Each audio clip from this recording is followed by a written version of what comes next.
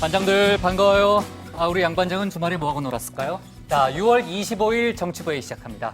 신 반장, 8월 이상가족 상봉을 위한 준비가요, 속도를 내고 있죠? 네, 오늘 1차 후보자 추첨을 했는데요. 부정욱 씨, 우리나라에 등록된 이상가족 숫자 나 몰라요. 아니, 아까 보긴 봤는데 네, 정확하게. 5만 7천여 명이라고 하는데요. 그래요? 오늘 뽑힌 1차 후보자 수가 500명밖에 안 됩니다. 그래요. 근데 여기서 또 5분의 1을 추려서 그래요? 100명이거든요. 안타까운 현실이죠. 알았습니다. 제가 알 거라고 질문한 거예요? 미안해요. 내가 아까 보긴 봤어요, 숫자를. 정 반장, 그 바른미래당 새 원내대표가요, 조금 전에 결정이 됐죠? 예, 김관영 의원으로 결정이 됐습니다. 재선인데요. 네. 젊은 원내대표를 내세웠습니다. 우리 복부장과 같은 네. 동갑인데요. 그래요? 예, 네. 젊은 야당, 경제 야당을 내세워서 네. 당선이 됐습니다. 네, 좋네요. 자, 우리 들어가서 얘기 좀 이어갑시다. 갑시다. 네.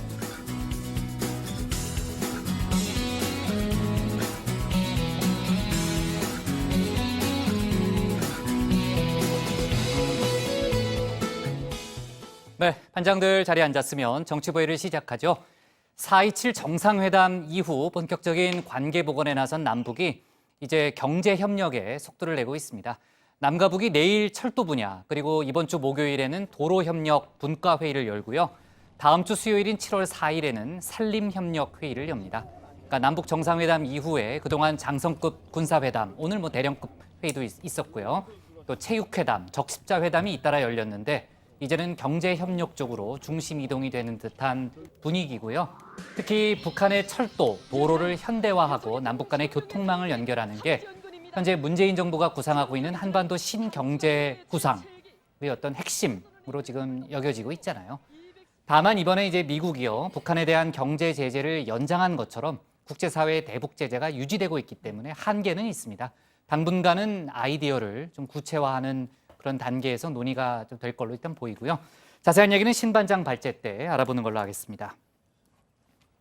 그리고 드루킹 특검팀이요, 이번 주에 현판식을 갖고 본격적인 수사에 착수합니다.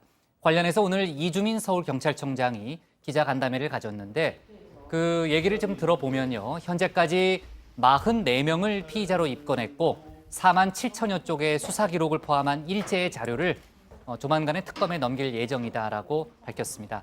이주민 청장은 특히 이제 증거인멸 우려가 있어서 중간 수사 결과 발표는 하지 않겠다, 이렇게 설명을 했고요.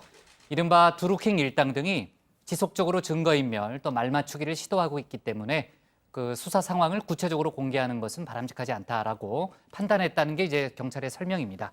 다만 초동 수사가 부실했다라는 논란은 그 경찰이 중간 수사 결과 발표를 하지 않기 때문에 계속 경찰 쪽에 따라다닐 수밖에 없는 그런 구조가 됐죠. 자, 오늘 정치부 회의는요, 먼저 최 반장 발제를 들어보면서 여전히 꽉 막혀 있는 국회 상황과 재판거래 의혹 수사 등 법원, 검찰 관련 속보부터 정리해 보고요. 남북교류와 북미 정상회담 후속 조치 문제를 이어서 다루겠습니다. 비대위 구성을 놓고 진통을 겪고 있는 자유한국당 상황과 조금 전에 얘기했던 바른미래당 새 원내대표 선출 얘기도 해보겠습니다. 그럼 먼저 최종혁 반장의 발제부터 시작하겠습니다.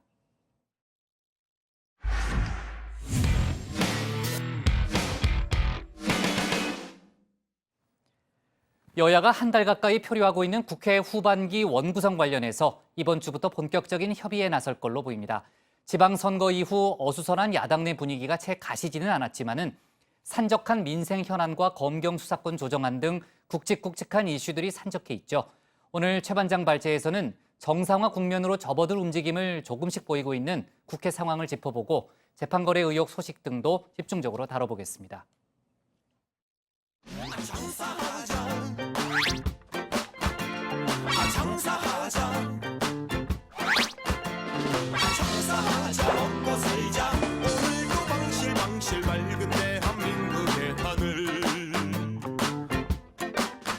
네, 제발 장사 좀 하자라는 말이 절로 나옵니다. 2월에도, 3월에도, 또 4월에도, 그리고 5월에도 나왔던 말입니다. 바로 개점 휴업. 6월 임시국회도 이제 5일 남았지만 본회의 한번 열지 못했습니다. 이럴 거면 문은 왜 열었나 싶을 정도입니다. 국회가 처리해야 할 법안들은 산더미처럼 쌓여 있죠. 만여 건에 달하는데요. 지방선거 땐 여야 너나 할 것 없이 공약으로 내세웠던 미세먼지 관련 특별법, 그리고 상가 임대차 보호법, 가습기 살균제 피해 구제법 등 소위 민생 법안도 지금 먼지만 쌓여가고 있습니다. 굵직한 현안들로 넘쳐납니다. 당장 지난주 정부가 마련한 검경 수사권 조정 합의안이 국회로 넘어왔습니다. 수사권 조정 논의에서 정부의 시간은 끝났고 이제 국회의 시간이 됐습니다. 오랜 논란의 종지부를 찍고 국민의 안전과 인권을 위해 더 나은 수사권 조정 방안이 도출되기를 바랍니다. 네, 이제 국회에서 관련법을 개정해야 할 차례죠. 하지만 국회는 정부안을 놓고 이달 말 끝나는 사법개혁특위를 연장해 논의할지 아니면 법사위에서 다룰지조차 정하지 못했습니다. 또 민감용 경찰청장 후보자에 대한 인사청문은 다음 달 9일까지 처리를 해야 하지만 아직까지 청문회 일정도 잡지 못했습니다. 사실 국회는 법안 자체를 처리할 수가 없습니다. 지금 원구성이 전혀 안 됐기 때문인데요. 일단 본회의를 주재할 국회의장이 없습니다. 또 법안을 심사해야 할 상임위도 없는데요.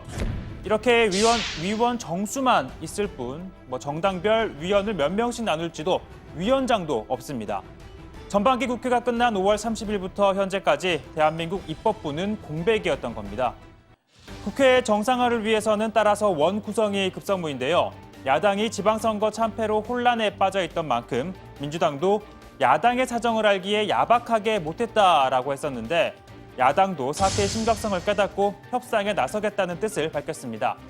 자유한국당 김성태 대표 권한대행, 지방선거 후 첫 원내대책 회의도 열었습니다. 이번 주를 기점으로 민주당과의 후반기 원구성 협상에 적극적으로 나서겠습니다. 저희 당은 개파나 선수와 관계없이 능력 중심으로 상임위 배분과 위원장 간사 인선에 나서겠다는 말씀도 드립니다. 네, 바른미래당은 오늘 새 원내대표로 재선의 김관영 의원을 선출하고 본격적인 협상 테이블에 앉겠다는 뜻을 밝혔습니다. 평화와 정의의 의원 모임 원내대표인 평화당 장병환 원내대표도 적극적인 의사를 내비쳤습니다.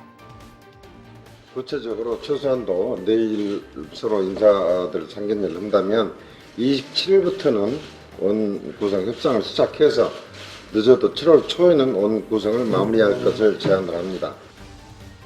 4개의 교섭단체 원내대표는 개헌 70주년을 맞는 7월 17일 재헌절까지는 새롭게 바뀐 국회의 모습을 보여주기 위해 머리를 맞댈 것으로 보입니다. 그러나 합의엔 적지 않은 진통이 예상됩니다. 당장 국회의장단의 경우 민주당은 관례에 따라 일찌감치 문희상 의원을 후보로 선출해놨죠. 그러나 민주평화당은 각 당이 후보를 내고 투표에 붙이지 않는 주장입니다.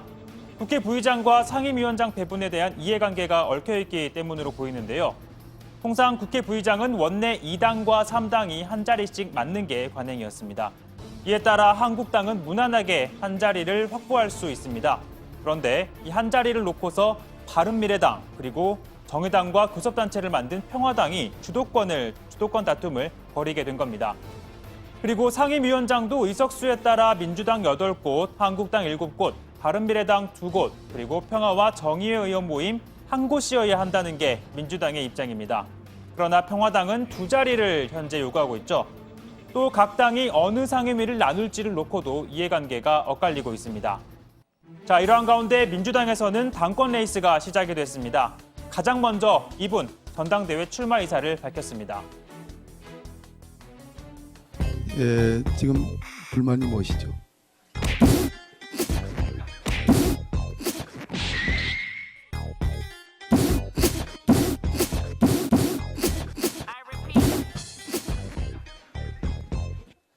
네, 아주 젊은 감각이 넘치는데요. 박범계 수석 대변인, 젊음을 바탕으로 일 잘할 유능한 혁신가로 자리매김하고 싶다. 결코 문 대통령을 홀로 뛰게 하지 않겠다며 당대표 출사표를 던졌습니다. 전해철 의원도 문재인 정부의 성공을 위해 새로운 길을 가야 한다며 당권 도전을 시사했죠. 물밑 교통 정리 중이던 친문 인사들의 출마 선언이 이어질지 주목됩니다. 자, 비문 후보들의 움직임도 변수가 될 것으로 보입니다. 박영선 의원은 최근 당대표 적합도 여론조사 2위를 차지한 데 대해 이렇게 평가를 합니다. 차기 당대표가 어떤 당내 통합, 또 국민적 통합, 그리고 야당과의 협치, 이런 부분에 있어서 국민들이 많은 비중을 두고 있구나 하는 것을 느낄 수 있는 이제 그런 여론조사다라고 생각하고 있습니다. 지속적으로 여론을 듣고 있습니다. 네. 결국 민주당 차기 전당대회는 친문 간, 비문 간의 대결 구도가 불가피한 상황에서 각각 어떤 단일화 카드가 나올지가 최대 관심입니다. 자, 오늘 발제 이렇게 정리해 보겠습니다. 국회 공정 끝날까? 여야 원구성 협상 돌입입니다. 네, 정말 이제 국회가 그동안 문만 열어놨지 유명무실했잖아요. 근데 아까 이 김성태 권한대행 얘기도 좀 들어봤고요. 또 평화와 정의 의원 모임 쪽에서도 이번 주에 상당히 국회 원구성 협상이 시작될 것 같은 그런 얘기를 했고, 그리고 이따 야당 발제에서 또 다뤄보겠지만요. 조금 전에 이제 바른미래당 새 원내대표도 선출이 됐고요. 아무튼 국회 상황이 이번 주를 기점으로 해서 좀 바뀔 수 있을지 저희가 관심을 갖고 좀 지켜보는 걸로 하고요. 그 마지막에 얘기했던 그 민주당 전당대회 얘기만 조금 더 먼저 이어갈게요. 그 박범계 의원이 처음으로 전당대회 출마를 공식화했고요.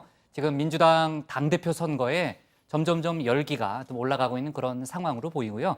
전해철 의원도 최근에 이제 도전 의사를 내비친 듯한 그런 글을 SNS에 올렸잖아요. 그렇습니다. 일단은 박범계 의원은요, 오늘 페이스북에 민주당 전당대회 당대표 출마를 준비하며 라는 제목의 글을 올렸습니다. 젊음을 바탕으로 일 잘할 유능한 혁신가로 자리매김하고 싶다. 누구보다 우리 당의 장단점을 잘 알고 있다면서 출마 의사를 밝혔습니다. 박 의원은 1963년생, 만 55살이고요. 또 문재인 대통령만 보이고 민주당은 보이지 않는다는 당원들의 따끔한 지적을 경청하고 있다면서 문 대통령을 홀로 뛰게 하지 않겠다라고도 했습니다. 사실 그동안 친문 인사들은 물 및 교통 정리에 무게를 두고 좀 신중한 입장이었는데 오늘 박 의원의 출마 선언을 기점으로 친문 인사들의 선언이 이어질지가 주목되고 있습니다. 전해철 의원도 SNS에 글을 올려서 이 당 운영 비전을 공개를 했는데 이게 사실상 경선 준비 시사한 게 아니냐 이런 얘기 나옵니다. 자, 전해철 의원, 이 강력한 당정 협력으로 국정의 구심을 확고하게 만들고 이 당 혁신을 주도해서 흔들림 없이 실천해야 한다. 이런 얘기를 한 겁니다. 자, 김진표 의원, 이해찬 의원 이런 중진들도 일찌감치 전대를 준비해 오고 있었죠. 특히 송파을에서 당선된 최재성 의원, 이 당대표 출마 여부 관련해서 이해찬, 전해철 이런 친문 핵심 의원들과 논의 중이다. 이런 입장을 밝히기도 했습니다. 그러니까 양 반장이 마지막에 한 얘기를 좀 들어보면요. 결국은 이제 친문 인사들끼리는 그 서로 간에 경쟁을 하기보다는 교통 정리가 이루어질 가능성이 일단 높다라는 그런 전망이 좀 많고요. 저희도 이제 지난주에 얘기했지만은 최근 당대표 적합도 여론조사에서 그 김부겸 행안부 장관이 1위를 차지했잖아요. 그러니까 김 장관의 출마 여부가 이번 전당대회 판도에 상당히 중요한 영향을 미칠 수 있는 요인이다라는 얘기가 좀 많이 나오는데, 근데 이제 김 장관이 나오게 되면은 이게 바로 청와대 개각하고 연결이 되는 거잖아요. 지금 청와대 쪽에서는 개각과 관련한 얘기는 계속 나오긴 했지만요. 요즘엔 좀 신중한 반응을 보이고 있죠. 그렇습니다. 기자들은 대변인 통해서 아무래도 예. 기류를 읽을 수밖에 없는데요. 맞아요. 김의겸 대변인은 개각과 관련해서는 임박했다는 느낌을 받지 못했다라고 얘기를 했습니다. 하지만 꾸준히 개각 단행 가능성이 제기가 되고 있는데요. 아무래도 1순위는 김용록 장관의 전남지사 출마로 지난 3월부터 수장이 비어있는 곳이죠. 농림부가 1순위가 될 것 같고요. 후임으로는 민주당 이계호 의원이 유력하다 이런 관측이 나오고 있습니다. 또 그동안 정책에 혼선을 빚거나 존재감이 다소 미미했던 부처 장관들이 개각 대상이 될 거란 전망이 나오는데 법무부, 교육부, 환경부, 여성가족부 등이 개각 대상으로 거론되고 있습니다. 네, 정치권 얘기는 뒤에 정반장 발제 때 추가로 또 해보는 걸로 하고요. 오늘 법원 검찰 쪽에서도 뉴스가 많아요. 그러니까 사법부 관련 뉴스를 좀 정리를 하고 가겠습니다. 자, 양승태 대법원장 시절의 재판거래 의혹 관련한 수사 속보. 저희가 지난주에도 고발인 조사가 이루어지고 있다는 얘기를 좀 다뤘었는데 지금 검찰이 컴퓨터 하드디스크 전체를 달라고 요구했잖아요. 관련해서 법원이 답을 아직도 내놓지 않고 있는데 전반적인 분위기를 보면은 최 반장, 그 통째로 내주지 않을 가능성이 좀 높은 거 아니에요? 네, 일단 장고가 길어지는 걸 봐서는 그럴 글쎄 말이에요. 가능성이 예. 커 보이는데 일단 검찰이 자료를 요청한 게 지난주였으니까 지금 김명수 대법원장의 고심이 일주일째 계속되고 정말 있는 일주일이네요. 상황입니다. 예, 네. 정확히 일주일째로 접어들었고요. 앞서 검찰은 양승태 전 대법원장, 박병대, 고영한 전 법원행정처장 등 관련자들이 사용하던 컴퓨터 하드디스크와 또 법관 사용 이메일 그리고 메신저 내용, 법원행정처 간부들의 업무 추진비 카드 사용 내역, 그리고 관용 차량 이용 내역 등을 제출하라고 요구를 했었는데, 다만 법원행정처는 관련 법령에 위반되지 않는 선에서 자료를 주겠다는 방침입니다. 그러니까 당사자 동의 없이 임의로 제출할 수 있는지 여부를 검토를 하고 있는데, 아마도 컴퓨터 하드디스크를 통째로 검찰에 내주진 않고 법원행정처가 제공할 수 있는 범위 내에서 제출을 할 것으로 보입니다. 네, 지금 이제 검찰 쪽의 분위기는 일단은 그 법원에 그냥 면죄부를 줬다라는 비난에 휩싸인 걸 굉장히 두려워하고 있더라고요. 그래서 검찰 쪽에서는 정면 돌파가 답이다라는 그런 기류가 좀 무색하다는 얘기가 있고요. 결국은 법원이 자료를 제출하지 않으면은 압수수색 영장을 청구하는 것도 지금 이제 감수할 분위기입니다. 물론 영장이 발부될지 여부는 좀 다른 문제고요. 오늘 세 번째 고발인 조사도 지금 이뤄진 상태죠? 네, 그렇습니다. 서울중앙지검 특수 1부가요. 오늘 오전에 조석재 전국 공무원 노조 법원본부장을 불러서 양승태 전 대법원장을 직권남용 혐의로 고발한 경위를 물었습니다. 앞서 임지봉 서강대 법학전문대학원 교수, 또 조승현 방송통신대 법학과 교수에 이어서 세 번째 고발인 조사에 속도를 내고 있는 건데요. 이 조 본부장은 조사에 받기에 앞서서 사법농단의 전모가 명명백백히 밝혀질 수 있도록 철저한 수사를 촉구할 예정이라면서 이 법원이 하드디스크 제출을 늦추고 있는 데 대해서 강제 수사로 돌입해야 한다고 주장했습니다. 대법원은 지혜법권 지역이 아닙니다. 그래서 대법원에서 PC 제공 여부를 결정할 수 있는 사항은 아니라는 생각이 듭니다. 그래서 김문수 대법원장이 밝혔던 수사 협조에 대한 의지를 실천으로 보여줄 때가 된 것 같습니다. 여기에 대해서 검찰에서 압수수색이 가능하도록 적극적으로 해줘야 된다는 입장을 가지고 있습니다. 네, 그동안 이제 대법원에 대한 정면 수사는 없었지만요. 조금 전에 이제 법원 본부장이죠, 노조의 그 대법원은 치해법권 지역이 아니다라는 말은 또 맞죠. 네, 아무튼 검찰이 어떤 선택을 할지 뭐 그 전에 법원이 이제 자료를 낼지 안 낼지 저희가 며칠 내에 결정이 될 것 같아요. 자, 그리고요, 앞서 제가 간단히는 얘기했는데 드루킹 특검팀이 이번 주에 본격적으로 수사에 들어갑니다. 경찰이 오늘 그 수사를 일단 마무리했다는 얘기를 한 거죠. 그렇습니다. 서울경찰청이 수사를 해왔는데요. 오늘 공식적으로 수사 결과를 발표하지 않고 수사 자료를 특검팀에 인계할 예정이라고 밝혔습니다. 이주민 서울청장이 오늘 기자간담회를 했는데 44명을 피의자로 입건했고 4만 7천 쪽에 달하는 수사 기록을 특검에 넘길 계획이라고 밝혔습니다. 오늘 수사 결과를 발표하지 않은 것을 두고서도 말들이 좀 있었는데 정치적인 논란을 고려한 것 아니냐 이런 얘기도 있었습니다. 하지만 서울경찰청의 설명은 드루킹 일당의 재판이 진행 중이고 입건된 공범자들 사이에 말맞추기 정황과 증거인멸 시도가 있기 때문에 수사 결과는 공식 발표하지 않기로 했다라는 게 설명이었습니다. 특검은 20일간의 준비 기간 끝내고요. 27일부터 본격적인 수사 접어들게 됩니다. 다만 현재까지도 87명 규모의 특검팀을 모두 완성하지 못한 상황입니다. 이 파견 검사의 경우는 13명 가운데 11명이 확정이 된 상태고요. 이 법무부와의 조율 과정에서 파견이 늦어져서 이 허익범 특검이 법무부에 강하게 항의를 했다는 소식도 알려지고 있습니다. 파견 공무원과 특별수사관 등은 필요에 따라 상시 파견을 받겠다는 방침이라고 하네요. 준비 기간 동안 인적 구성을 마무리한 박영수 특검은 수사 개시 첫날 국민연금 등에 대한 대대적인 압수수색에 나섰었는데 이번 특검의 경우는 당분간 이 강제 수사보다는 주로 기록 검토 등의 작업이 이어질 걸로 보입니다. 네. 자, 그리고 이명박 정부 시절에 국정원이 양대 노총 파괴 공작을 벌인 그런 그 의혹이 있다라는 부분을 저희가 다뤘었잖아요. 관련해서 이채필 전 고용노동부 장관이 오늘 검찰에 출석했습니다. 근데 그 국정원 돈을 받아서 노동부가 이제 이런 일을 주도했다는 그런 의혹인 건데 본인은 혐의를 부인했죠. 네, 일단 그 검찰에 따르면요, 국정원이 민주노총과 한국노총 중심의 그 노동운동 진영을 분열시키기 위해서 이 전 장관의 요청에 따라 국민노총, 그 제3노총을 설립을 지원한 단서를 잡고 앞서 노동부 그리고 이 전 장관 자택 등을 압수수색을 했습니다. 그리고 오늘 소환을 한 건데요. 이 전 장관은 공직에 있으면서 법률과 직업적 양심에 어긋나는 일을 하지 않았다며 국민노총 설립과 관련해 특별히 한 행위가 없다라면서 혐의를 부인했습니다. 네, 그리고요. 그 오늘 지난번에 저희가 이제 강제형의 톡 쏘는 정치에서 한번 다뤘던 이슈인데 이인규 전 대검 중수부장이 그 미국에서 행적이 포착됐다는 얘기를 했었잖아요.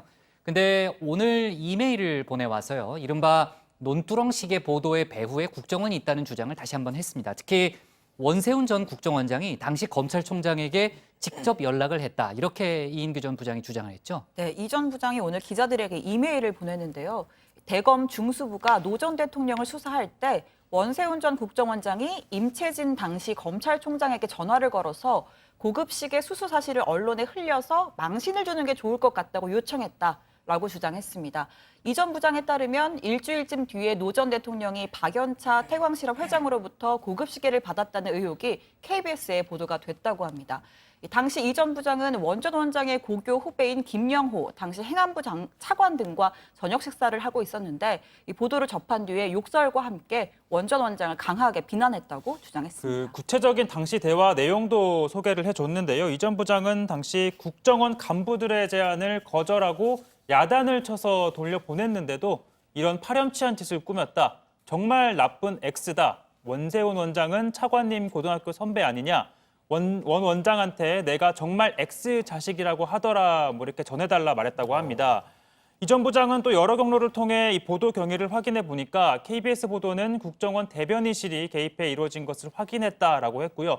또 시계를 논두렁에 버렸다라는 SBS 보도 배후에도 국정원이 있다는 심증을 굳히게 됐다라고 주장을 했습니다. 다만 이 사안에 대해 자체 조사를 했던 SBS는 지난해 12월 국정원 개입을 확인할 수 없었다라면서 대검 중수부 관계자를 만나 들은 이야기다라고 밝힌 바는 있습니다. 네, 지금 이제 SBS 측의 설명과 이인규 전 대검 중수부장의 의견이 좀 다르고요. 또 국정원의 설명은 또 전혀 다릅니다. 저도 예전에 좀 알아봤는데 국정원 관계자 측의 설명은 또 다르기 때문에 이인규 전 부장이 지금 이제 도피한 거 아니냐는 의혹도 받고 있잖아요. 국내에 들어와서 본인이 소명할 게 있으면은 적극적으로 뭐 소명하는 것이 바람직하지 않을까 하는 그런 생각도 좀 듭니다. 자, 오늘 기사 제목은요. 이렇게 정할게요. 이인규, 원세훈이 논두렁식의 보도 제안으로 잡겠습니다. 다음은 신혜원 반장의 발제를 들어보겠습니다.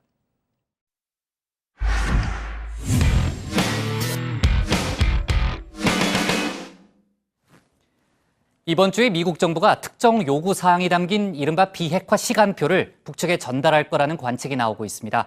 미군 전사자 유해 송환도 임박하는 등 북미 간 후속 조치는 역시 속도를 내고 있죠. 또 남북은 오늘 군 통신선 완전 복구를 논의하기 위해서 대령급 군사 실무회담을 가졌습니다. 아까 시작할 때도 얘기했지만은 이번 주에는 또 철도, 도로, 산림 등 경제 분야 실무회담도 숨가쁘게 이어지게 됩니다. 오늘 청와대 발제에서는 남북 간 후속 협상 움직임 등을 자세하게 살펴보겠습니다. 칭찬이 가진 힘은 우리가 생각하는 것보다 훨씬 크다고 합니다. 복부당의 칭찬은 해반장도 춤추게 한다는 말도 있죠. 일이든 대인관계든 상대방의 신뢰를 얻는 최고의 방법은 역시나 칭찬입니다. 협상의 달인 트럼프 대통령도 이걸 모를 리 없을 겁니다. 이번 주 본격화될 후속 협상에 앞서서 김정은 위원장에게 특급 칭찬을 쏟아냈습니다. He's a smart, tough guy. He's a great negotiator. I think he sees a tremendous future for North Korea. Do you trust Kim Jong-un? Yes, I think that I've had a very good relationship. We have a good chemistry together. You know what that means. 똑똑한 터프가이라 꼬마 로켓맨 설전을 생각하면 정말 격세지감입니다. 곧 3차 방북설이 도는 폼페이오 장관도 김정은 위원장에 대한 무한 신뢰를 드러냈습니다. He's bright. He knows the file. He knows the topic very, very well. He's not turning to others for guidance. That he is prepared to fully denuclearize. 미국은 풍계리 핵실험장 폐기, 억류자 송환과 북미 정상회담 등 북한의 가시적인 움직임이 있을 때마다 폭풍 칭찬으로 화답했습니다. 이번에는 전사자 유해 송환이 기점이 됐죠. 유해들은 빠르면 이번 주 안에 판문점과 유엔사, 오산 미군 기지를 거쳐서 하와이로 보낼 예정입니다. 반대로 이 칭찬들은 추가 조치를 압박하는 측면도 있습니다. 앞으로도 계속 똑똑한 행동을 보여달라는 거죠. 이와 관련해서 미국 정부가 조만간 특정 요구사항이 담긴 비핵화 시간표를 북측에 제시할 거란 관측도 나왔습니다. 로이터 통신은 미 국방부 고위 관계자를 인용해서 요구사항들은 북한의 약속 이행 수준을 확인하는 데 충분할 것이라면서 북한이 협상에 성실하게 임하는지를 곧 확인할 수 있을 것이라고 보도했습니다. 한편 비핵화 이후 북한 개발을 노리는 미국과 중국의 경쟁도 뜨거워지고 있습니다. 먼저 트럼프 대통령은 김정은 위원장도 해외 기업을 들여오고 싶어 한다면서 부동산 개발 등의 청사진을 제시했습니다. It's an amazing piece of property, to put it in real estate terms. It's got unbelievable natural potential, and I think he wants to do something with it. Maybe build a condo on the beach. I saw the video. It was awesome. I'm sure it would do very well. 중국은 SOC 사업을 공략했습니다. 시진핑 주석은 3차 북중 정상회담에서 본격적인 기반시설 투자를 제안하면서 특히 신의주부터 개성 간 철도 개보수를 약속한 것으로 알려졌습니다. 김 위원장이 베이징의 지하철과 철도 등 인프라 구축을 담당하는 기관을 직접 찾은 것도 향후 중국과의 건설 협력을 염두한 것이란 분석입니다. 경의하는 쉐거룡도 자동직께서는 센터 주임의 해설을 주의 깊게 들으시며 베이징시 지하철도 건설 역사 전시장과 지하철도 사령지휘센터, 자동표 판매 및 검표체계 감시센터를 돌아보시면서 베이징시의 지하철도 운영 실태와 발전 전망에 대하여 구체적으로 료해하셨습니다. 이런 가운데 이번 주 판문점 선언 이행 조치를 위한 남북 간의 실무회담도 계속 이어질 전망입니다. 오늘 오전엔 우리 측 남북 출입사무소 지역에서 7년 4개월 만에 남북 대령급 군사회담이 열렸는데요. 지난 14일 열린 남북 장성급 회담에서 합의된 군 통신선 복구를 위한 논의를 갖고 최대한 빠른 시일 내에 완전 복구를 합의했습니다. 특히 이번 주부턴 경제협력 분야가 속도를 낼 전망입니다. 철도 연결, 산림 복원을 위한 분과회의 일정도 확정됐습니다. 통일부 관계자는 6월 26일과 28일 경의선 철도와 도로 연결 사업을 위한 분과회의를 각각 열고 다음 달 4일엔 산림협력 분과회의도 개최하기로 했다고 밝혔습니다. 또 6월 27일엔 8월 20일부터 진행될 이산가족 상봉 사전 점검을 위해서 우리 측 관계자가 금강산 면회소를 방문할 예정입니다. 3년 만에 성사된 상봉 행사에 국민적 관심이 뜨거운데요. 대한적십자사는 오늘 5만 7천여 명의 이산가족 등록자 중에서 1차 후보자 500여 명을 선정하는 등 준비 절차에 들어갔습니다. 제 마음이 굉장히 무겁습니다. 5만 7천여 명이 기다리고 있는 데에서 겨우 예비 후보 500명을 무작위로 컴퓨터에서 추첨을 했는데요. 저의 선정을 되지 못하신 분들에 대해서는 다음 기회에 다른 형식으로든지 꼭 한을 풀어드린다는 것을. 1차 후보자 선정은 컴퓨터 무작위 추첨으로 이루어졌습니다. 직접 추첨장을 찾은 95살의 박성은 할아버지는 수도 없이 신청했지만 이번이 마지막이라는 각오를 밝혔는데 이번에도 쓸쓸히 발걸음을 돌려야 했습니다. 저는 저로서는 이게 지금 마지막이라고 본다요.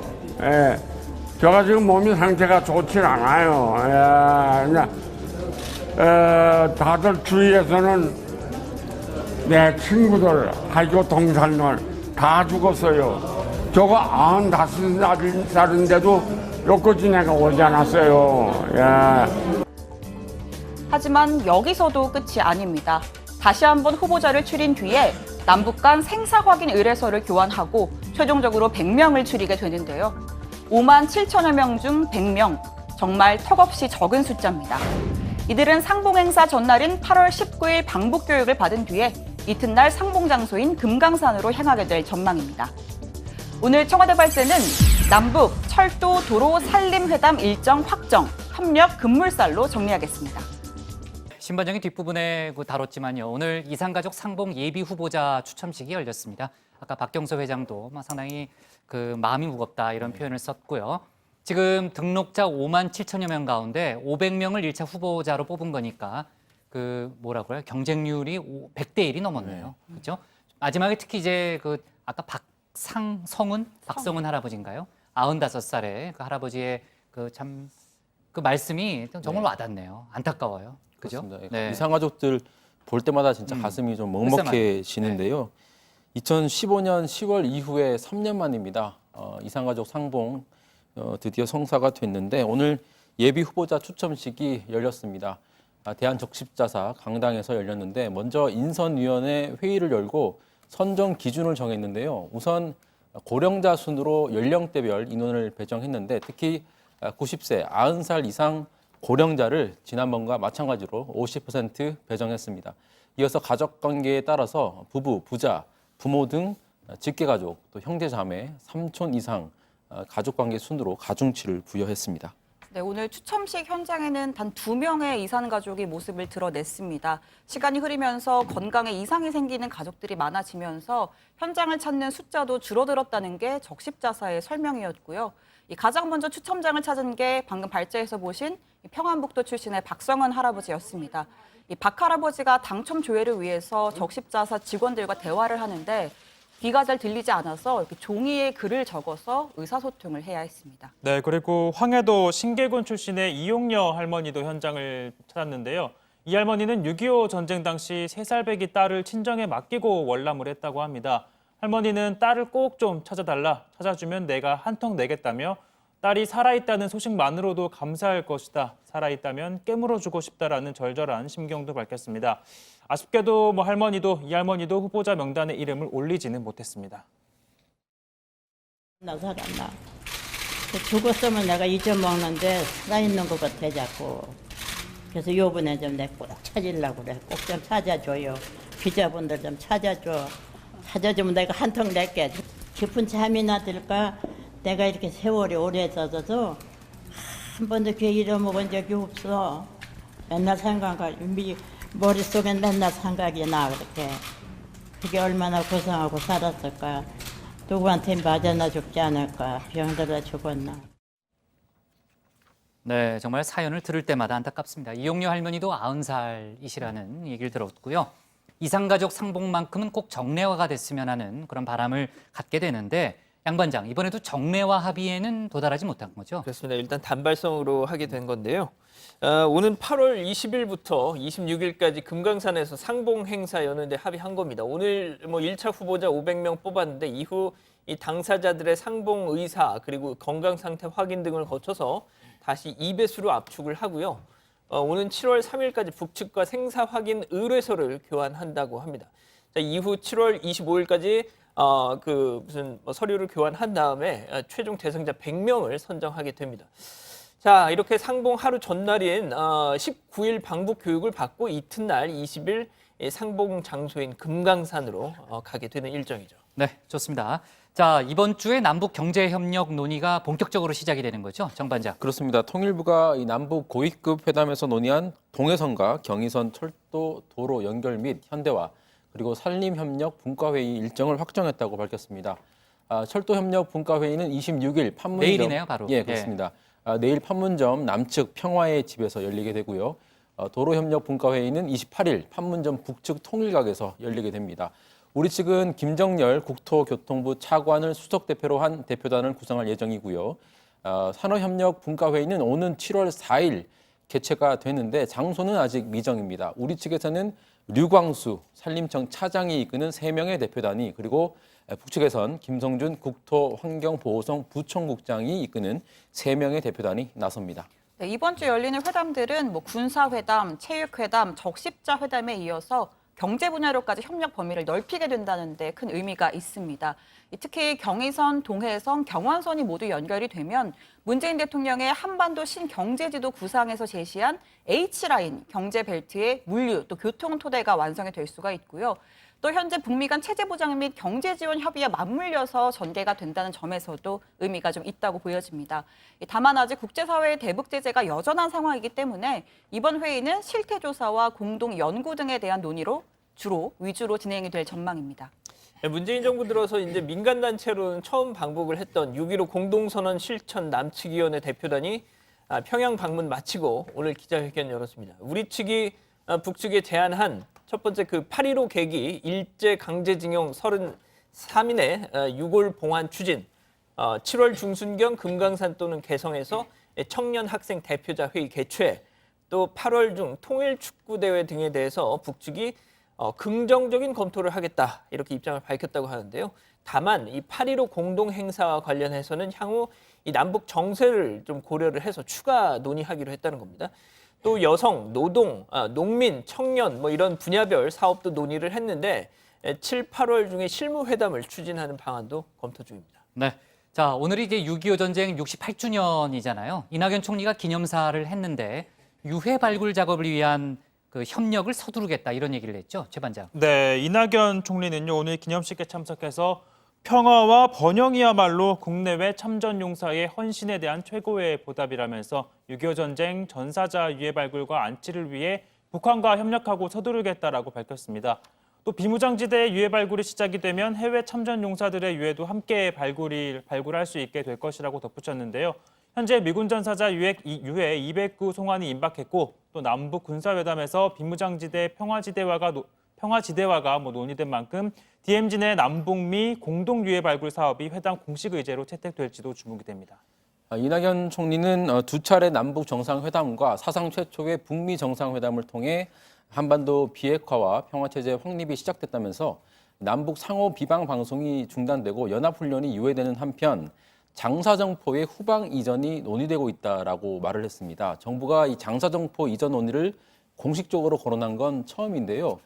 다만 기념식 후에 총리실은 입장문을 냈습니다. 장사정포 후방 이전 문제는 향후 남북 군사회담에서 논의될 만한 과제의 하나로 우리 내부에서 검토한 일은 있으나 남북 장성급 회담에서는 아직까지 공식 논의되지 않았다고 설명했습니다. 네, 자 문재인 대통령이 어제 러시아에서 귀국했잖아요. 저희가 예상했던 대로 남북러 삼각 협력 문제가 많이 논의가 됐죠. 그렇습니다. 문재인 대통령이 푸틴 대통령과 세 번째 정상회담을 가졌습니다. 한반도 비핵화를 위해서 러시아의 역할을 요청하는 한편 남북러 삼각 협력에 대한 이 철도와 전력망 또 가스관 연결 공동 연구를 추진하기로 했습니다.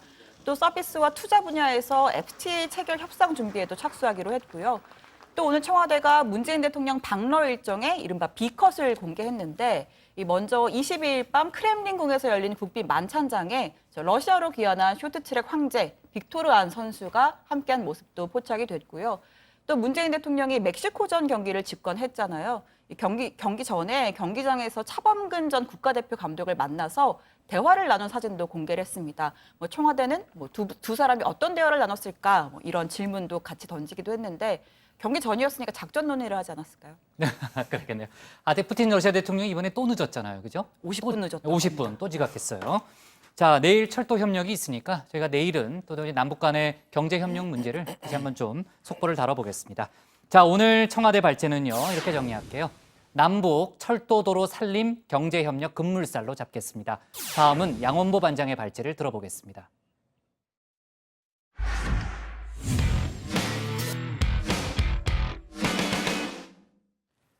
김종필 전 국무총리가 지난 23일 오전 노환으로 별세했습니다. 정부는 오늘 김 전 총리에게 국민훈장 최고 등급이죠. 무궁화장을 추석키로 했습니다. 문재인 대통령은 유족들에게 예우를 갖춰서 애도를 표하라. 그렇게 김부겸 행안부 장관에게 지시했다는 소식이 들어왔습니다. 오늘 관련 소식과 여러 가지 정치권 뉴스를 양 반장 발제해서 알아보겠습니다. 네, 그렇습니다. 김종필 전 총리를 긍정평가하는 사람들은 산업화, 근대화의 주역이었고 DJ를 놓아서 헌정사 최초의 수평적 정권 교체를 끌어냈다 이렇게 칭송을 하지만 이 나쁘게 보는 쪽에서는 군사 정변으로 인해서 민주주의를 파괴하고 3당 합당으로 정당 정치의 퇴행을 가져왔다 이렇게 또 반박하고 있습니다. 자, 누구 말이 맞다 틀리다 할 수는 없을 것 같습니다. 각자 판단의 문제겠죠. 하지만 뭐가 됐든 한 가지 분명한 건 그의 생애도 DJ와 YS처럼 영욕으로 점철된 한국 현대 정치사를 그대로 관통하고 있다는 겁니다. 자, 그래서였을까요? 고인은 생전에 비문을 미리 준비해 놓기도 했는데 자, 그걸 읽어보면 이 정치는 허업이라던 그의 생각이 고스란히 녹아있는 것 같더군요. 한번 보시겠습니다. 사무사 한치의 허물없는 생각을 인생의 도리로 삼고 한평생 어기지 않았으며 무항산이 무항심, 생활이 안정치 않으면 바른 마음을 가질 수 없음을 치국의 근본으로 삼아서 국립 민복과 국태 민안을 구현하기 위해 헌신진력하였거늘 연구 12지 89비 나이 90이 돼서 생각해보니 89가지가 모두 헛된 인생이었구나라고 탄식하며 숱한 물음에 소이부답 말없이 그저 웃기만 하던 자, 내조의 덕을 베풀어준 영세 반려 영원한 반려자와 함께 이곳에 누웠노라. 한마디로 뭐 얘기하자면 한다고 했는데 막상 돌아보니 별로 한 게 없구나, 뭐 이런 얘기인 것 같습니다. 자, 고인 특유의 위트가 좀 녹아있는 비문이다, 이런 생각도 드네요. 자, 서울 아산병원에 차려진 빈소에는 국내외 주요 인사들 조문이 끊이지 않고 있습니다. 하지만 그중에는 오고 싶어도 오지 못하는 사람들이 있죠. 자, 이명박 박근혜 전 대통령입니다. 이명박 전 대통령 대신 이렇게 조화를 보냈습니다. 김 전 총리와 사촌 형부 처제지간인 박근혜 전 대통령 어땠을까요? 현재까지 빈소에 아무것도 보내지 않았다고 하네요. 물론 두 사람 같은 집안 식구이기는 하나 사이는 썩 좋지 않았습니다. 2016년 11월 국정농단 사태 와중에 시사저널 인터뷰에서 JP는 근혜는 부모의 나쁜 점만 물려받았다. 그리고 하야는 죽어도 안 할 거다. 그 고집을 꺾을 사람이 없다, 이렇게 말한 바도 있습니다. 인터뷰 왜곡 논란이 나중에 벌어지긴 했지만 뭐가 됐든 하야를 거부한 끝에 탄핵을 당하는 일은 JP의 말대로 실제 벌어지기도 했죠. 자, 그리고 김 전 총리에게 수여키로 한 국민훈장 무궁화장 추서, 이걸 놓고도 지금 논란이 일고 있습니다. 무궁화장은 국민훈장 중 최고 등급입니다.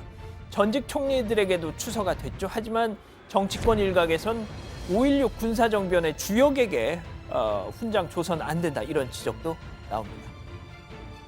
정부는 훈장 추서가 자칫 군사 쿠데타와 유신 체제라는 과거 역사의 면죄부가 될 것이라는 우려를 귀담아 들어야 합니다. 하지만 정부 여당은 문제될 거 없다는 입장입니다. 청와대 역시도 문재인 대통령이 빈소를 조문하진 않았지만 훈장 추서와 유가족에 대한 최대한의 예우를 지시했다고 이렇게 밝혔는데요. 이낙연 총리 얘기 들어보시죠. 한국 현대사의 오랜 주역이셨고 또 전임 총리이셨기 때문에 그 공적을 기려서 정부로서 소홀함 없게 모시도록 하겠습니다. 자, 뭐 자세한 얘기는 들어가서 더 전해드리겠습니다. 다음 소식입니다. 자, 4년 전 자유한국당 김재원 의원의 음주뺑소니 외압 혹은 청탁 고백 사건 관련 속보입니다. 자, 김 의원 전화 한 통화로 음주뺑소니 상해 사건을 그냥 벌금 좀 세게 때리는 고 마는 걸로 눈치고 넘어갔던 경북 안동 출신의 여검사 권모 씨, 관련 보도가 나오고 처음으로 입장을 밝혔습니다. 자, 오래전 일이라 사건 자체에 대한 기억이 없다고 했습니다.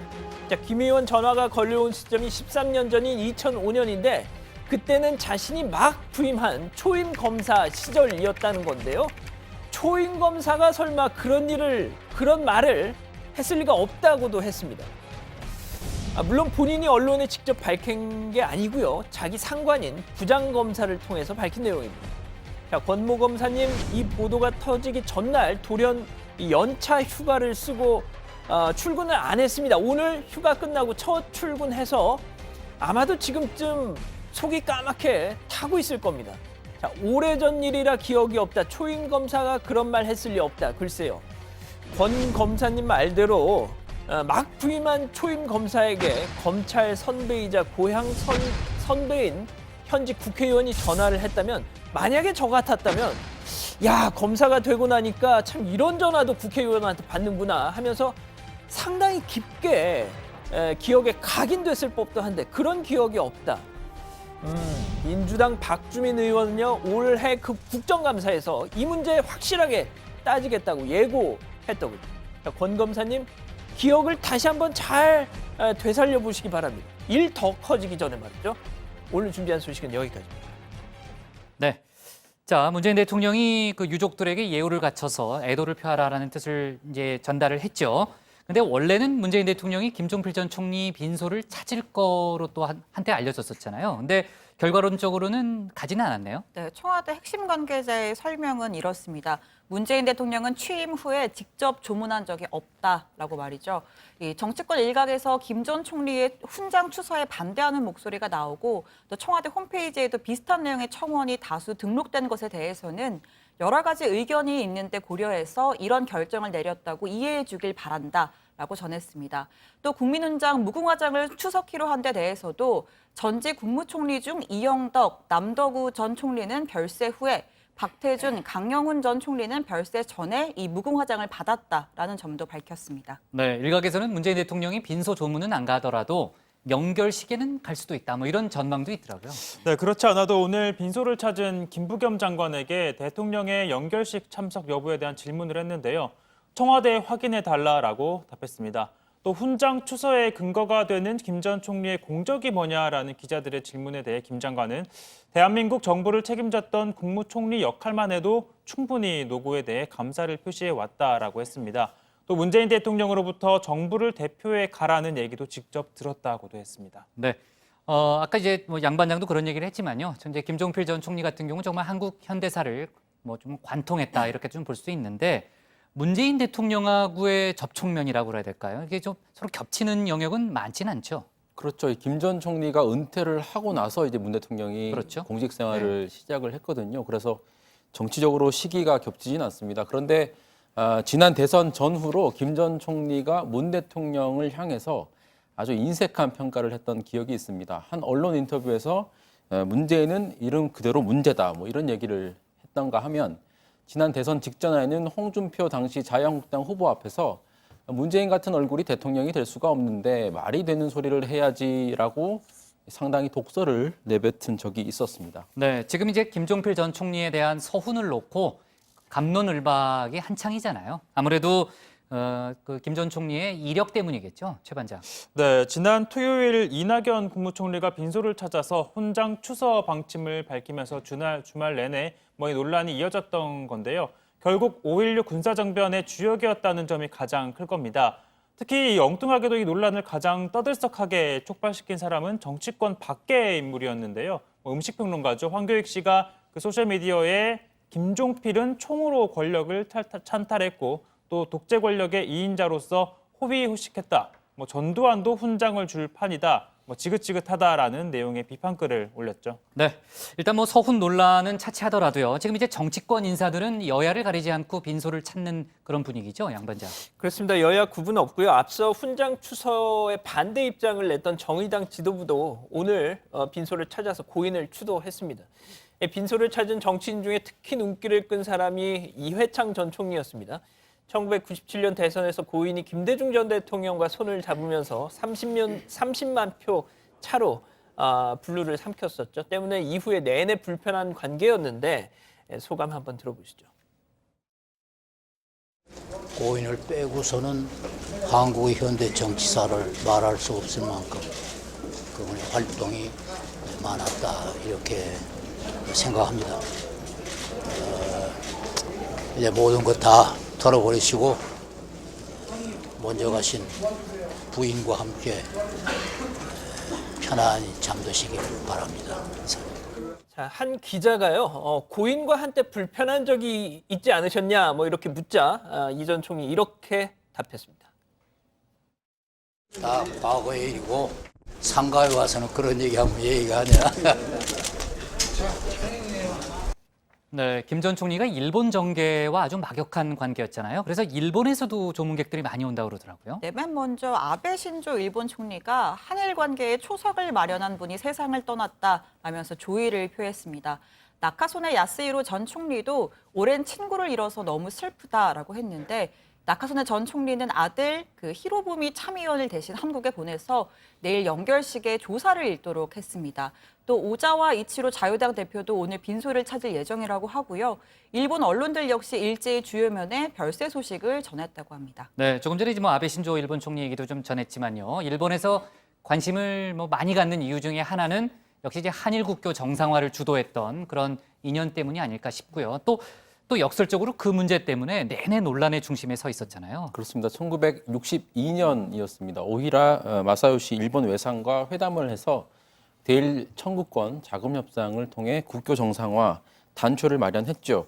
김 전 총리를 평생 따라다닌 오명 중에 하나가 당시 회담에서 한일 국교 정상화에 방해가 되면 독도를 폭파하자 이런 제안을 했다는 말이 있었죠. 네, 본인이 생전에 해명을 했죠. 그렇습니다. 생전에 오이라가 독도 문제를 꺼내기에 독도를 폭파했으면 했지 당신들한테 줄 수는 없다라고 한 말이 와전이 돼서 왜곡이 돼서 돌아다녔다 이렇게 해명을 했었죠. 네. 자, 그리고 이제 김 전 총리 하면요. 어록을 빼놓을 수 없는데 지금은 뭐 정치권, 특히 또 일상에서 쓰이는 용어 중에서도요. JP가 원조인 말들이 상당히 많아요. 그렇습니다. 들어보시면 그게 JP의 말이었나 하는 게 있습니다. 당장 자이반 타이반이라는 말 있지 않습니까? 공화당 창당 과정에서 5.16 군사 정변 세력 간의 권력 다툼으로 초대 중앙정보부장직을 내려놓고 거의 이제 떠밀리다시피 해서 외유길에 오르면서 자이반 타이반이다 이런 말을 했었거든요. 지금은 아주 일상적인 표현이 됐죠. 그리고 또 출래 불사춘도 있습니다. 1980년 서울의 봄 때 신군부 세력의 등장에 따른 그 불길함을 표현했던 말이기도 했습니다. 가장 최근에 남긴 말은 아까 제가 소개해드렸던 정치는 허업이다 이런 말도 있었죠. 네, 목리 부린다 이런 순우리 말도 JP가 평소에 많이 써서 좀 널리 알려진 그런 표현으로 알고 있고요. 자, 오늘 기사 제목은 이렇게 잡겠습니다. 정부 JP의 국민훈장 무궁화장 추서로 정하겠습니다. 다음은 정강현 반장의 발제를 들어보겠습니다.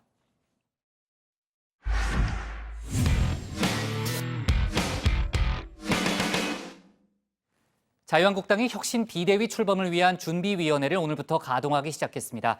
하지만 출범 직후부터 친박계를 중심으로 반발이 거세지고 있죠. 오늘 야당 발제에서는 비대위 출범 문제를 놓고 갈등이 격화되고 있는 자유한국당 내분 상황을 살펴보고 한국당의 위기가 어디에서 비롯됐는지 그 근본 원인도 따져보겠습니다. 자유한국당 핵심 비대위 구성을 위한 준비위원회를 인선했습니다. 새롭게 거듭나는 자유한국당이 되겠다는 결의를 다시 한번 강조합니다. 네, 당 일각에서 반발이 거셌습니다. 하지만 김성태 자유한국당 대표 권한대행 일단 혁신 비대위 구성을 위한 준비위원회를 강행했습니다.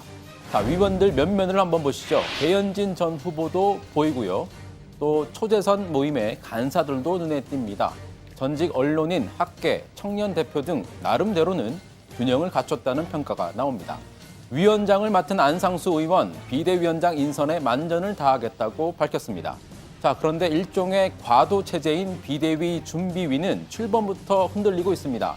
일단 안상수 위원장이 적절한 인사냐 이걸 놓고도 논란이 벌어지고 있습니다. 어제 자유한국당 비상재건행동이 정풍운동 대상자 16명을 발표했는데 거기에 안상수라는 이름도 포함되어 있습니다. 또 김성태 대행은 총선 불출마, 홍준표, 김무성 전 대표는 정계 은퇴 대상자로 분류가 됐습니다. 중진들도 비대위 준비위를 흔들기 시작했습니다. 심재철, 이주영, 유기준, 정우택, 홍문종 등 중진 5명이 어제 긴급 심야 회동을 했습니다. 그 결과물로 내놓은 게 김성태 대행 퇴진과 준비위 해체입니다. 자, 그리고 70명이 넘는 초재선들은 또 어떻습니까? 오늘 오후에 초재선 모임이 별도로 열렸는데 이 자리에서 김성태 대행의 퇴진을 요구하는 목소리가 꽤 높게 나오고 있다고 합니다. 자, 그런데 가만히 따져보면 초재선 모임을 주도하는 건 친박 성향의 의원들입니다. 지난 총선 때 이른바 박근혜 공천을 받은 사람들이죠. 어떻게 보면 계파 갈등의 뿌리가 공천 특혜를 받은 일부 초재선 의원들에게 있다 이런 지적도 있습니다. 자, 그래서 지난 총선 공천의 민낯을 목격했던 전직 보좌관 한 분과 직접 얘기를 나눠보겠습니다. 정반장의 시선분리 지금 바로 시작합니다. 정치권의 시선을 분석하는 리포트 정반장의 시선분리 시작을 하죠. 오늘은 장성철 공감과 논쟁센터 소장님 모시고 이야기를 나눠볼까 합니다. 안녕하세요, 소장님. 네, 안녕하십니까. 여의도에서는 김무성의 최측근이다 이렇게 불렸던 분입니다. 무대의 최측근. 전 보좌관이었는데 지금은 이제 그만뒀죠. 그만두니까 어떠십니까? 후련합니다. 네, 후련합니까? 보수의 민낯 책을 출간했어요. 자유한국당이 망한 이유, 아주 폭삭 망한 이유는 2016년 막장 공천 때문이다. 이렇게 요약이 될 것 같은데. 청와대에서 리스트를 만들었습니다. 전 배제하겠다는 리스트인데요. 대략 한 40명 정도 되는데 유승민과 친해서 김무성 대표랑 친해서 공천을 주지 못하겠다, 배제해야 되겠다라고 얘기를 하는 거예요. 김학용 비서실장이라든지 지금 당대표 권한대행을 맡고 있는 김성태 의원, 유승민과 친하거나 김무성과 친한 사람은 공천 주지 마라. 이게 청와대의 메시지다라고 가져온 사람은 누군가요? A씨입니다. 예, 계속 A씨 말씀을 안 하더라고요. 우리 누구예요, A씨가? 시원하게 정치부에 대답 좀 해주시죠. 확인해 드릴 수 없습니다. 아니, 저도 취재해봤는데요. 이 아닙니까? 네. 맞죠? 아주 취재를 네. 정확히 잘하셨네요. 근데 네. 하지만 저는 확인해 드릴 수 없습니다. 예, 알겠습니다. 네. 근데 그 살생부라는 게 대체 어떻게 생긴 거예요? 그냥 네. 이면지에 볼펜으로 적은 수준이었어요. 아, A라는 분이 이거는 청와대와 청와대의 뜻이라고 얘기를 했었고, 당시 막장 공천이 지금의 이 보수 폭삭만한 계기가 됐다 이렇게 보시는 거죠? 홍준표 대표가 예. 말도 안 되는 여러 가지 일들을 말과 행동을 했을 때 예. 과연 거기 초재선 의원들이 거기에다 대고 똑바로 하라라든지 이러한 행동과 얘기들을 전혀 하지 않았잖아요. 예. 기회주의적인 행태를 보이는 것 같아서 네. 되게 참 실망스럽고 안타깝습니다. 잘못된 공천이 원인이 아니었냐 이렇게 네. 보시는 걸로 이해를 하겠습니다. 마지막 질문인데요. 단문 네. 단답입니다. 자, 장성철에게 친박이란? 짜장면입니다. 예? 짜장면이요? 네. 무슨 뜻일까요? 제가 좋아하고 맛있는 음식인데 먹으면 속이 불편하고 소화가 잘 안 돼요. 아, 그렇군요. 알겠습니다. 그럼 짜장면은 안 먹는 게 좋겠네요. 당분간은.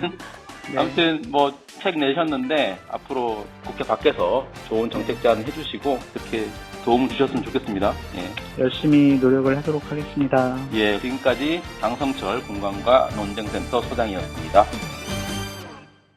자, 지난 공천 과정을 생생히 목격한 한 전직 보좌관의 주장이긴 하지만 지금 자유한국당 상황에선 새겨들을 만한 부분도 없진 않은 것 같습니다. 그래서 준비한 음악입니다. 정치가 음악을 만났을 때.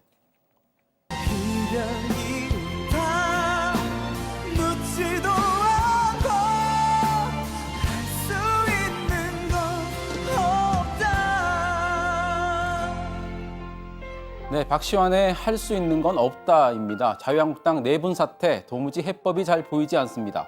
김성태 대표 권한대행에 대한 퇴진 압력만 거세지고 있는 상황. 혁신을 위해 할 수 있는 일은 잘 보이지 않고 어쩌면 이별, 그러니까 분당 사태가 다가오고 있는지도 모르겠습니다. 오늘 야당 기사 제목은 한국당 비대위 준비위 출범, 계파 갈등 분기점입니다. 네, 아까 그 홍준표 전 대표 얘기를 들어보니까 갑자기 생각이 났는데 이번에 이제 김종필 전 총리 빈소의 모습을 드러냈잖아요. 그 당대표에서 그만둔 다음에 처음 모습을 드러냈는데 기자들이 이제 계속 질문을 하니까 그 친박들이 내가 당을 나가면 지지율이 오른다고 했는데 한번 보겠다 뭐 이런 얘기를 남기고 사라졌습니다. 지금은 이제 변호사죠. 홍준표 변호사입니다. 자, 일단 아까 저희가 결과는 얘기했는데 오늘 속보니까 그것도 좀 얘기를 하고 가면요. 오늘 바른미래당이 새 원내대표를 뽑았습니다. 그러니까 재선에 김관영 의원이 선출이 된 거죠? 그렇습니다. 김관영, 이현주 이렇게 두 사람이 출마를 했는데요. 김관영 의원이 과반 득표를 해서 당선이 됐습니다. 몇 표를 득표를 했는지는 알 수가 없고요. 개표를 하다가 과반이 넘으면 그대로 종료를 했습니다. 김관영 의원 국민의당 출신이죠. 국민의당에서 원내 수석 부대표를 지냈습니다. 현재 지금 각 당 원내대표 가운데 가장 젊은 만으로 49살 복부장과 동갑이 되겠습니다. 그리고 오늘 이 의총에서요, 그러니까 원내수석 선거에서 원내대표 선거에서 약간의 해프닝이 있었는데 투표를 했는데 투표지가 이렇게 접혀서 잉크가 번진 겁니다. 그래서 의원들이 투표를 하고 나가다가 다시 와서 재투표를 하는 그런 상황이 있었습니다. 그래서 출입기자들 사이에 이게 무슨 반장 선거보다 못한 거 아니냐 이런 말들이 나왔던 일이 있었고요. 또 바른미래당이 8월 19일에 전당대회를 열기로 또 정리가 됐습니다. 현재까지 출마 의사를 밝힌 건 이준석 전 노원병 후보가 유일한데 손학규, 유승민, 안철수 이 세 사람이 어떤 선택을 할지 또 관심이 모아지고 있습니다. 네, 40대로 봐줘서 고마워요. 자, 지금 이제 자유한국당 얘기 좀 넘어갈게요. 김성태 대표 권한대행이 당내 반발에도 불구하고 일단 비대위 준비위를 출범을 시켰습니다. 근데 전반적인 당내 상황을 보면요. 과연 순항할 수 있을까? 뭐 의구심이 드는 게 사실 아니에요? 네, 비대위 준비에 소속된 인물들 몇 면을 좀 살펴보면요. 우선 위원장에는 인천시장을 지낸 삼선의 안상수 의원을 임명했고요. 위원으로는 재선위원 모임 간사를 맡은 박덕흠 의원, 또 초선위원 모임 간사를 맡은 김성원 의원, MBC 앵커 출신의 배현진 송파울 당협위원장, 또 중앙일보 논설주간 출신인 허남진 한라대 교수, 장영수 고려대 교수, 장호준 6.13 지방선거 낙선자 청년대표 이렇게 6명을 선임했습니다. 초재선의 반발을 고려해서 각 모임의 간사를 포함을 시켰고요. 또 젊은 정치인들과 언론인 출신, 학계 등 나름대로 균형적인 구성을 갖추긴 했는데 하지만 우선 비대위 준비위라는 조직 자체가 좀 과도 체제잖아요. 바꿔 말하면 비대위를 곧바로 출범시킬 수 있는 여건이 안 되기 때문에 임시기구를 추가로 만든 셈인데 이것만 보더라도 지금 준비위가 당내 기반이 얼마나 취약한지를 좀 알 수 있는 대목입니다. 근데 이걸 놓고 지금 당내 반발이 엄청납니다. 우선 그 위원장을 맡은 안상수 의원부터가 쇄신 대상이다 이렇게 지목을 받았거든요.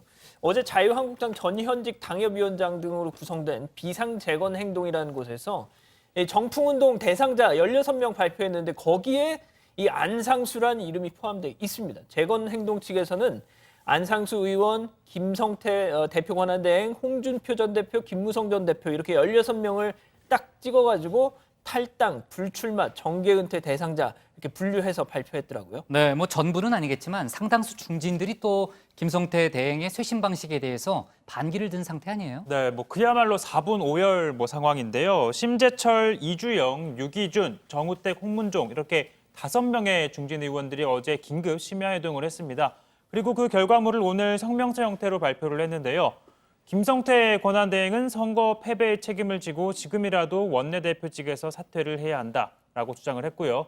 또 김 권한대행이 비대위 준비위를 구성한 것도 물러나야 할 사람이 벌인 무책임하고 또 월권적인 행동에 불과하다며 비대위 준비위를 즉각 해체해야 한다라고 압박했습니다.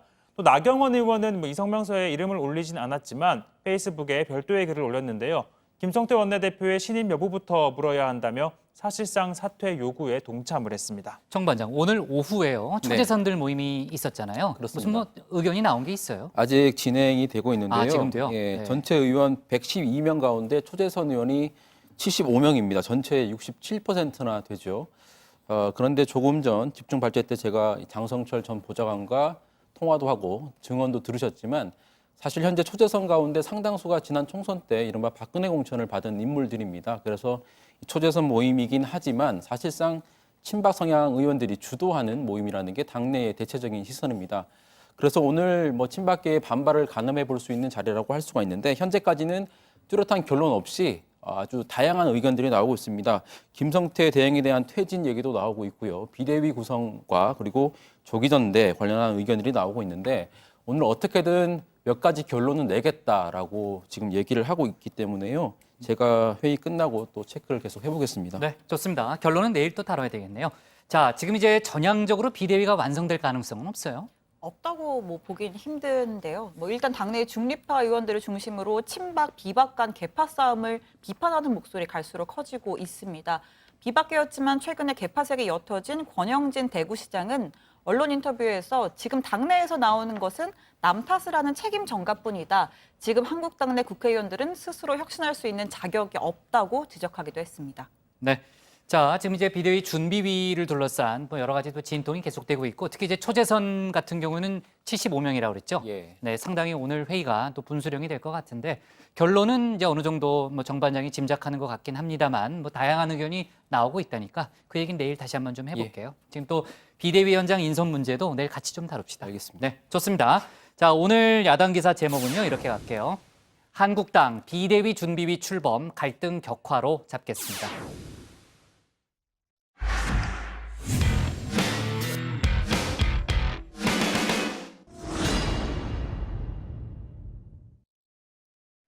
안녕하세요. 톡쏘는 정치의 강정희입니다.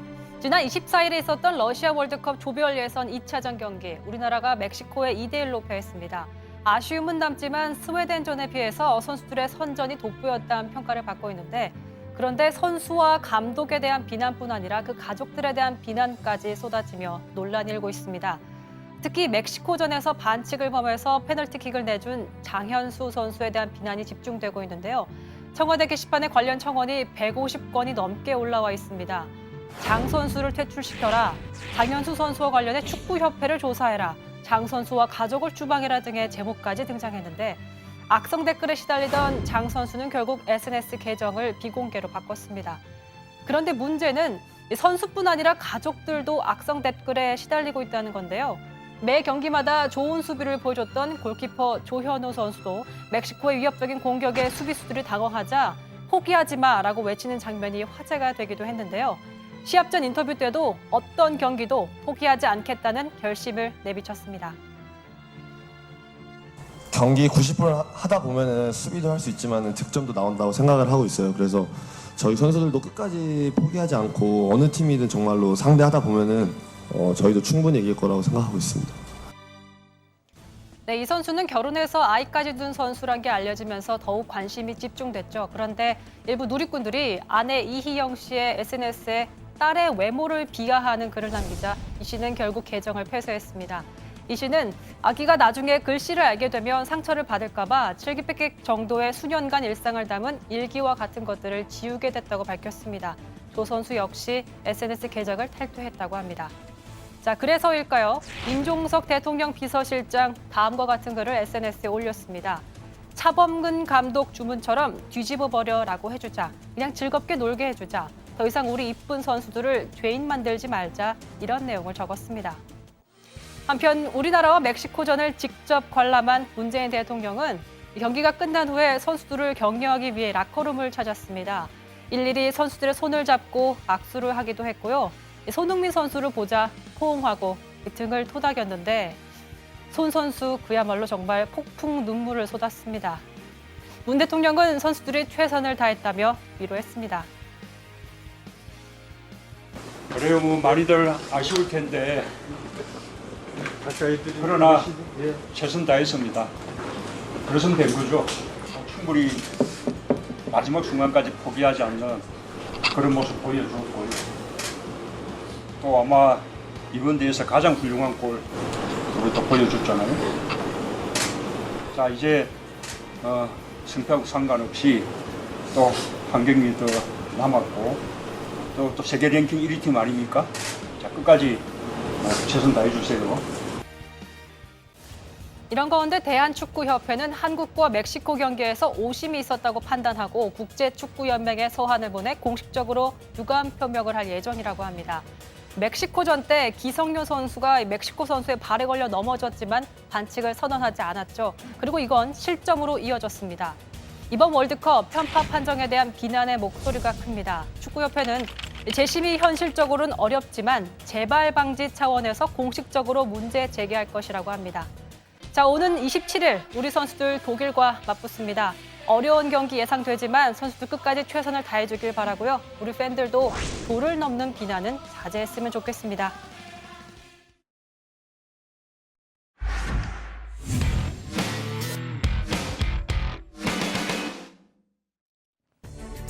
오늘 저희가 고른 한 컷은 확인된 싱가포르 역할, 회담에 133억 원 썹니다. 지난 12일 북미 정상회담 때 개최지인 싱가포르의 역할은 참 컸죠. 이 사진에서도 보여지듯이 국민들의 관심과 호응도 대단했습니다. 이런 가운데 싱가포르 정부가 이번 회담에 우리 돈 133억 원을 쓴 사실이 오늘 확인됐습니다. 우선 미국의 경우는 체류 비용을 냈지만 북한 쪽 경비는 싱가포르 정부가 부담한 걸로 알려졌고요. 여기에 보안 강화를 위해서 꽤 많은 돈이 지출됐다고 합니다. 물론 마케팅 전문가들은 싱가포르 정부가 비용 대비 10배 이상의 효과를 얻었다 이렇게 분석하기도 하지만요. 그건 결과론적인 분석이고요. 이번 회담에 아낌없는 그 성의를 보인 싱가포르 정부에 정말 큰 박수를 보내고 싶습니다. 오늘 정치부에는 여기까지고요. 저희는 내일 다시 찾아뵙겠습니다.